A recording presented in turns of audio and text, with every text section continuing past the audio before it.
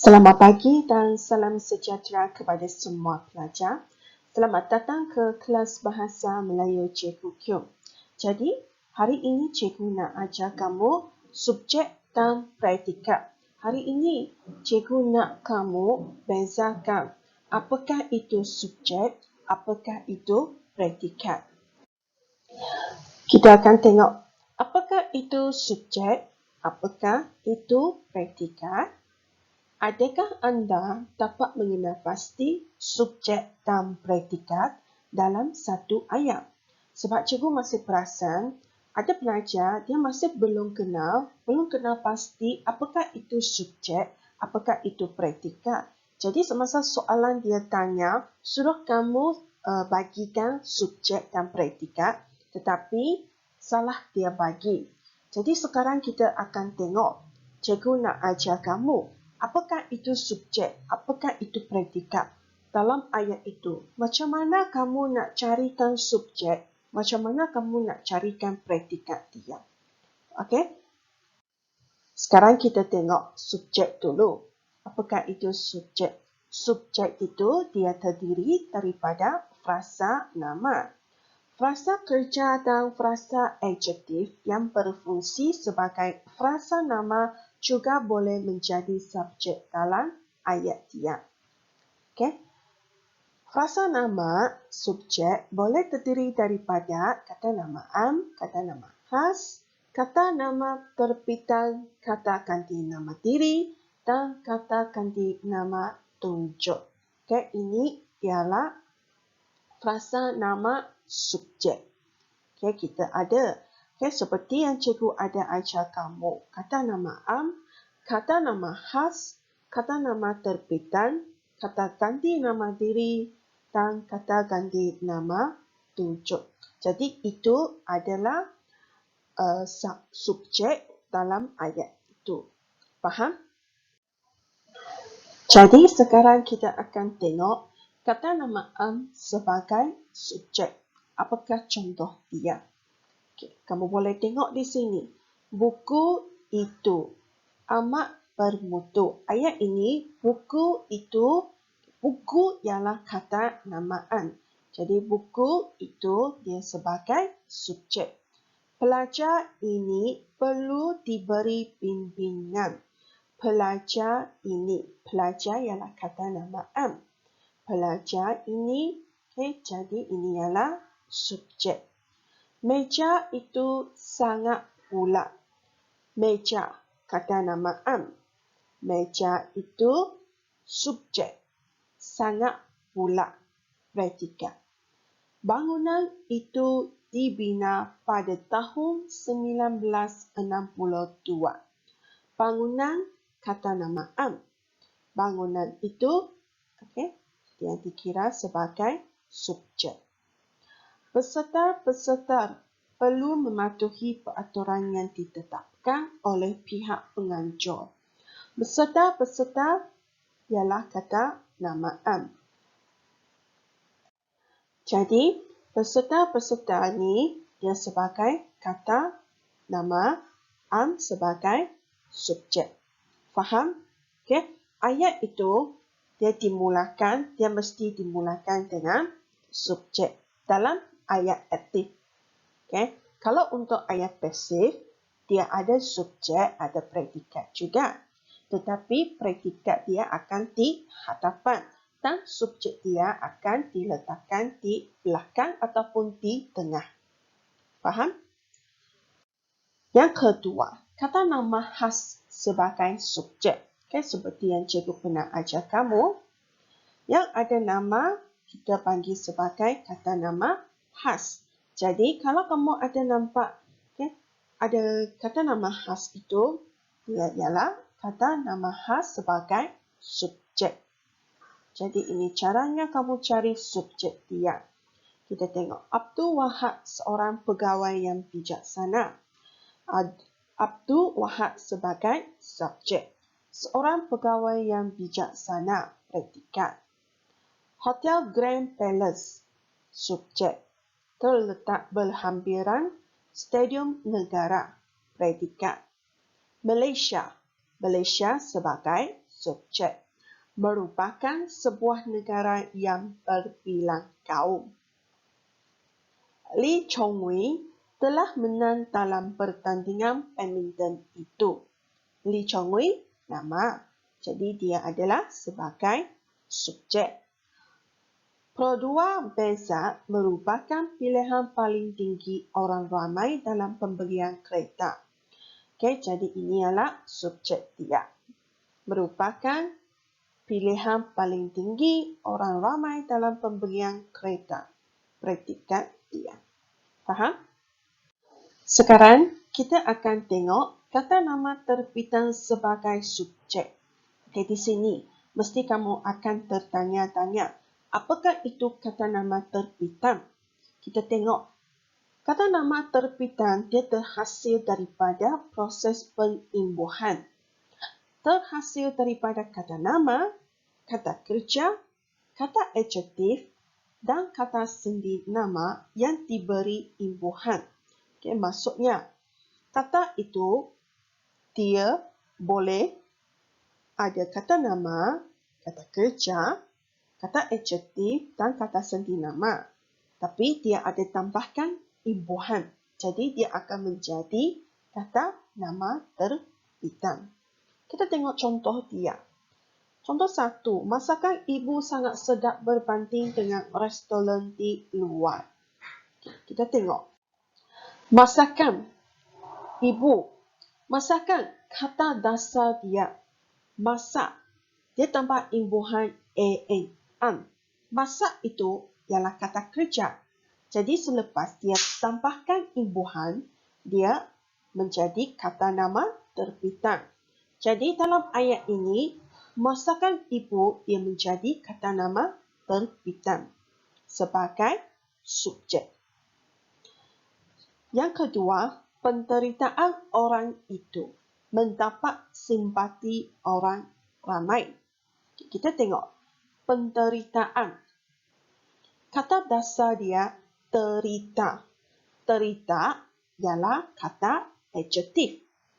Jadi selepas dia tambah imbuhan pen, an, dia tambah imbuhan, dia menjadi penderitaan.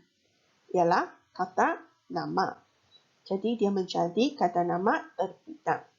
Dalam ayat ini, subjek dia penderitaan orang itu. Faham? Contoh yang ketiga, penderaan. Kanak-kanak harus dipanteras segera. Penderaan, kata dasar dia, dera. Dera. Dera ialah kata kerja. Dia tambah imbuhan pen, an. Jadi, dia menjadi kata nama terbitan. Penderaan sebagai subjek dalam ayat ini. Faham? Keluasan tanah itu adalah sebanyak 10 hektar. Keluasan tanah itu. Okay. Keluasan. Kata dasar dia luas. Luas ialah kata adjektif. Jadi kata adjektif ini dia tambah imbuhan an. Okay. Ke-an imbuhan. Jadi dia menjadi keluasan. Keluasan itu kata nama terbitan. Tanah itu dia menjadi subjek dalam ayat ini. Okay? Faham? Okay, faham? Kita akan tengok seterusnya. Baiklah. Sekarang kita akan tengok kata ganti nama diri sebagai subjek. Adakah kamu masih ingat? Apakah itu kata ganti nama diri? Ya, dia ada 3. Kata ganti nama diri pertama, kedua dan ketiga. Masih ingat kan? Iaitu dia, mereka, kamu, saya. Dia kata ganti nama diri ketiga. Mereka kata ganti nama diri ketiga. Kamu kata ganti nama diri kedua. Dan saya kata ganti nama diri pertama. Jadi kalau kamu ada nampak kata ganti nama diri Okay, di permulaan ayat ini, kamu kena fikir, adakah dia berfungsi sebagai subjek? Okay, kamu kena bacakan ayat sepenuhnya. Bacakan ayat yang lengkap. Yang pertama, kamu kena pastikan dia ayat aktif kah, ataupun dia ayat pasif, ataupun dia ayat songsan. Okay, lepas tu kamu kena carikan subjek dia. Apakah perkataan, yang mana satu perkataan dia berfungsi sebagai subjek? Kamu boleh tengok di sini. Dia sedang membaca buku di bilik membaca. Jadi, dia adalah sebagai subjek. Sedang membaca buku di bilik membaca. Jadi, predikat. Mereka sangat suka bermain pasir apabila pergi ke pantai. Mereka sebagai subjek. Kamu dilarang masuk ke dalam bangunan yang usang itu. Kamu sebagai subjek. Saya bercita-cita menjadi seorang doktor. Saya sebagai subjek. Seterusnya, katakan di nama tunjuk sebagai subjek. Katakan di nama tunjuk dua jenis. Itu, ini sebagai subjek. Itu rumah bapa saudara saya. Itu subjek. Rumah bapa saudara saya. Predikat. Ini subjek. Memeningkan kepala saya. Predikat. Faham? Seterusnya, kata kerja yang berfungsi sebagai subjek. Okay, kamu jangan fikir hanya kata nama sahaja berfungsi sebagai subjek. Tetapi kata kerja pun ada berfungsi sebagai subjek. Contohnya, bersenam dapat menyihatkan tubuh badan. Jadi bersenam itu sebagai subjek. Dapat menyihatkan tubuh badan. Okay, ayat ini dia terangkan. Bersenam dapat menyihatkan tubuh badan. Jadi bersenam adalah subjek dalam ayat ini. Melukis kegemaran saya. Dia menerangkan. Melukis adalah kegemaran saya. Melukis sebagai subjek. Memasak menjadi aktiviti rutin mak setiap hari. Memasak kata kerja sebagai subjek. Sebab dia cakap memasak menjadi aktiviti rutin mak setiap hari. Faham? Belajar. Belajar merupakan tanggungjawab setiap pelajar. Belajar dia sebagai subjek. Subjek belajar merupakan tanggungjawab setiap pelajar. Okay, ini dia berfungsi sebagai predikat. Faham? Seterusnya kita tengok kata adjektif yang berfungsi sebagai subjek. Apakah jenis dia? Kata adjektif. Kita tengok contoh dia. Merah lambang keberanian. Dalam ayat ini, merah ialah berfungsi sebagai subjek. Besar tidak bererti kuat. Besar tidak bererti kuat. Dalam ayat ini, besar kata adjektif. Dia berfungsi sebagai subjek. Cantik ialah anugerah Tuhan. Cantik dia berfungsi sebagai subjek. Ialah anugerah Tuhan sebagai predikat. Okay, kamu tengok ayat dia. Jadi, kamu baru dapat carikan subjek dia. Boleh? Baiklah. Selepas kita lihat apa itu subjek, sekarang cikgu nak tunjukkan apakah itu predikat. Predikat bahagian yang menerangkan subjek. Predikat ayat terdiri daripada frasa nama, frasa kerja, frasa adjektif, dan frasa sendi nama. Jadi ini predikat dia. Predikat frasa nama. Kita tengok contoh. Ada subjek, ada predikat. Predikat sejenis haiwan. Ayat ini burung sejenis haiwan. Burung ialah subjek, sejenis haiwan predikat. Buku itu kepunyaan saya. Buku itu subjek. Kepunyaan saya. Kepunyaan ini frasa nama kepunyaan saya. Nasi lemak subjek. Kegemaran nenek Supia. Kegemaran frasa nama.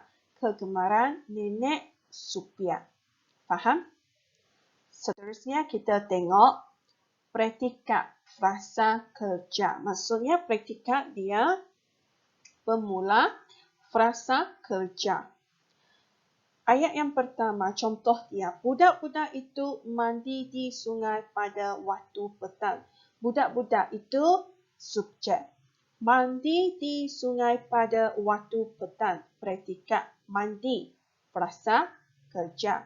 Guru sedang mengajarkan bahasa Melayu. Guru subjek sedang mengajarkan bahasa Melayu.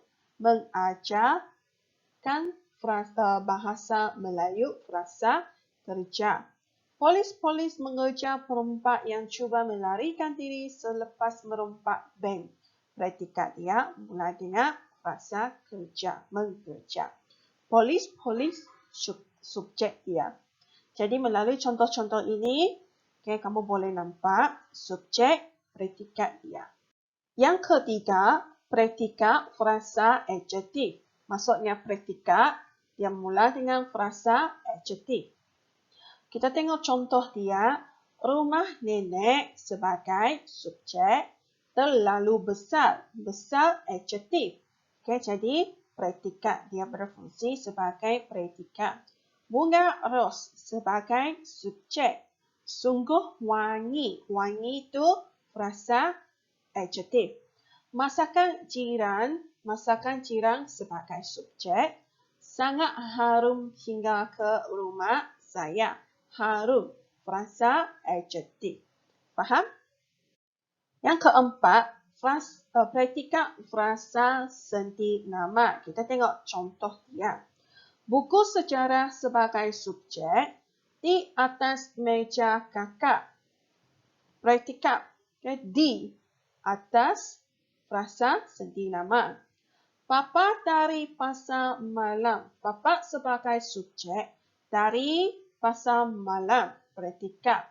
Tari ini frasa senti nama. Hadiah itu sebagai subjek, daripada kawan saya di Semenanjung.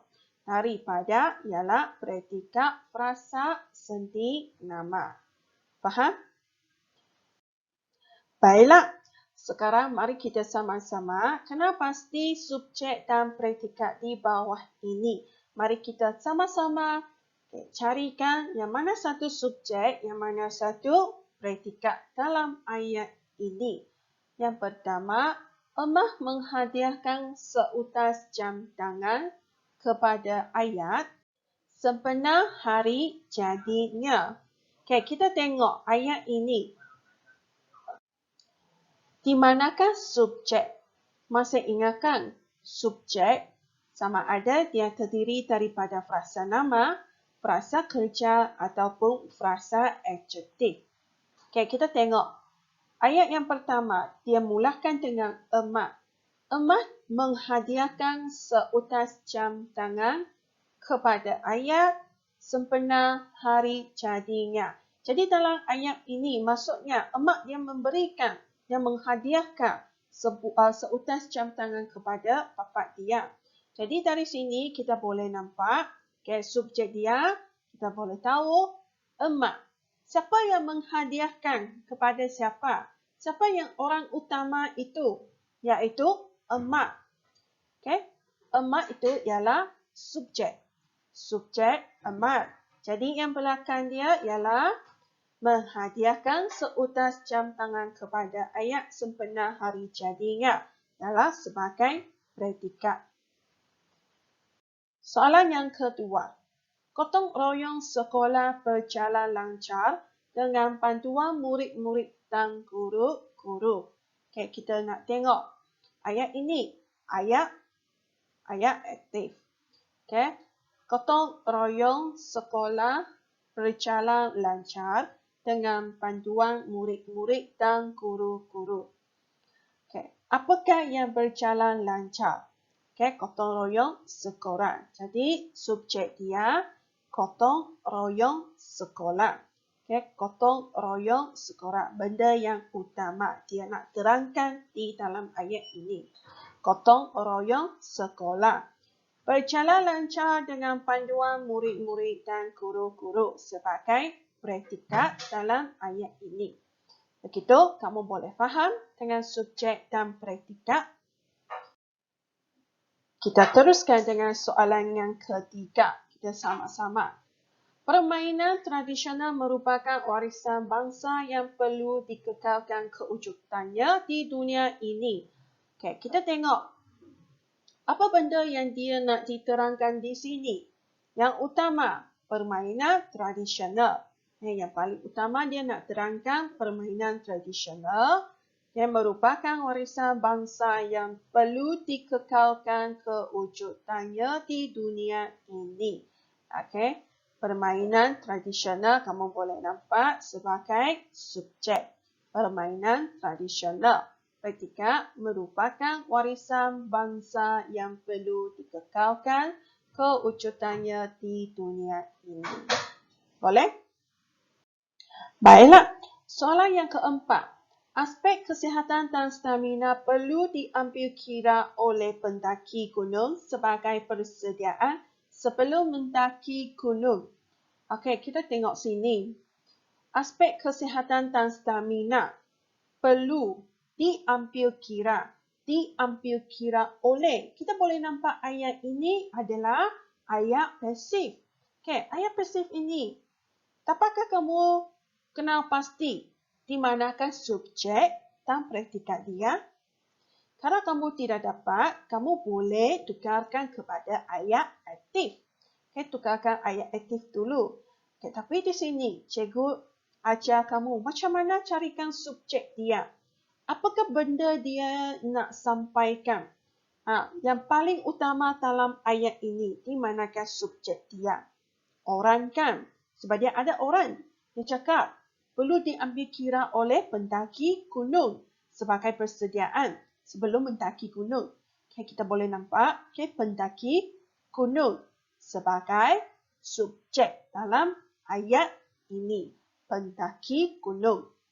Okay, dan predikat dia, aspek kesihatan dan stamina perlu diambil kira sebagai persediaan sebelum mendaki gunung. Okay, ayat aktif dia macam mana? Pendaki gunung perlu mengambil kira aspek kesihatan dan stamina sebagai persediaan sebelum mendaki gunung. Okay, pendaki gunung sebagai subjek perlu mengambil kira aspek kesihatan dan stamina sebagai persediaan sebelum mendaki gunung. Okay, sebagai predikat dia. Boleh faham? Boleh? Dalam ayat itu, nak carikan subjek, nak carikan predikat dia. Okay, yang pertama, kamu kena lihat dulu, okay, di manakah ataupun kamu kena pastikan ayat aktifkah ataupun ayat pasif.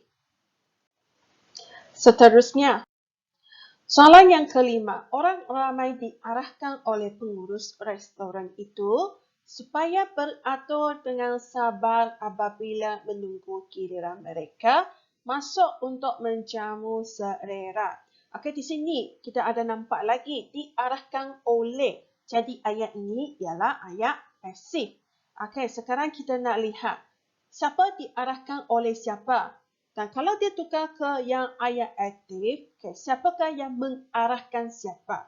Jadi yang pertama, yang paling utama perkara ataupun benda yang paling utama dalam ayat ini dia adalah sebagai subjek, iaitu pengurus restoran. yang mengarahkan siapa? Mengarahkan orang ramai supaya beratur dengan bersabar apabila menunggu giliran mereka masuk untuk menjamu selera.